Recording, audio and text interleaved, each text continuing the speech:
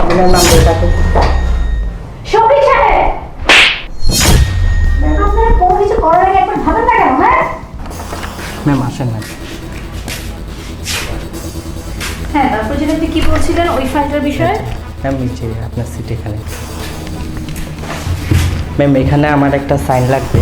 আমাদের হচ্ছে নতুন প্রজেক্ট, যেটা প্রজেক্টটা হচ্ছে আমাদের টিমস ওয়ার্কসের আর কি। আচ্ছা আচ্ছা আচ্ছা। এখন যদি ম্যাম আপনি একটা সাইন করেন তাহলে আমাদের প্রজেক্টটা রেডি হয়ে যাবে। আপনি এগুলো সব কিছু করে নিয়েছেন তো? জি ম্যাম। আমাকে কিছু চেক করতে হবে না? না না না। ওকে।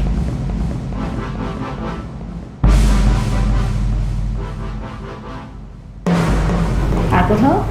আরেকটা লাগবে ম্যাম।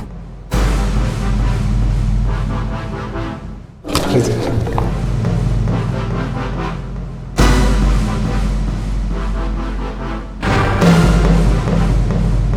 আজকে ডেটটা যেন কত? আজকে 18 তারিখ ম্যাম।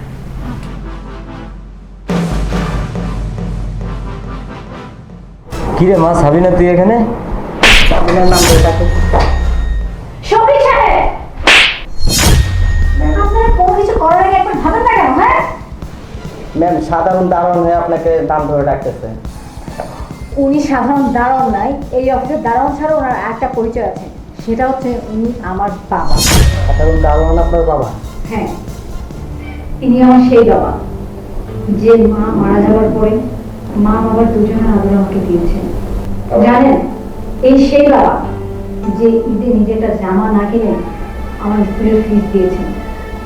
যেদিন আমি এসএসসি পরীক্ষা দিই না, সেদিন আমি সারা রাত ঘুমাইনি, আমার পাশে বসেছিল। যেদিন আমার এসএসসি পরীক্ষার রেজাল্ট দিয়েছেন, আমি ফার্স্ট ক্লাস পেয়েছি, উনি সারা এলাকায় মিষ্টি দিয়ে দিয়েছেন। আর সেই বাবা নিয়ে আমি যে আপনাদের অফিসের বস। একটা কথা বলি শফিক সাহেব, কাউকে একটা বসে দেখে বিচার করবেন না, আর কোনো কাজ করার আগে অ্যাটলিস্ট একটু চিন্তা ভাবনা করে করবেন। বাবা, ওনার হয়ে আমি তোমার কাছে ক্ষমা চাইছি। ঠিক আছে মা, উনি বুঝতে পারে না। Uncle sorry uncle. ঠিক আছে, না বুঝে একটা বুক করছে। কিছু বলবে বাবা? কেন এসেছিলে? আসছি যে আমাদের নতুন বস এসেছিল, বসের জন্য পানি নিয়ে এসেছিলাম। আমি ফাইলটা নিয়ে যাবো। হ্যাঁ, নিয়ে যান।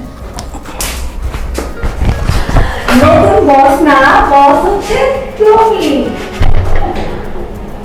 আজকে আমার গর্বে মুখটা ভরে গেছে যে আমার মেয়ে আমার এই অফিসের বস। Yes mister রবিও। বস মা, তুই বস। ঠিক আছে, তুই ডিউটি কোথায়?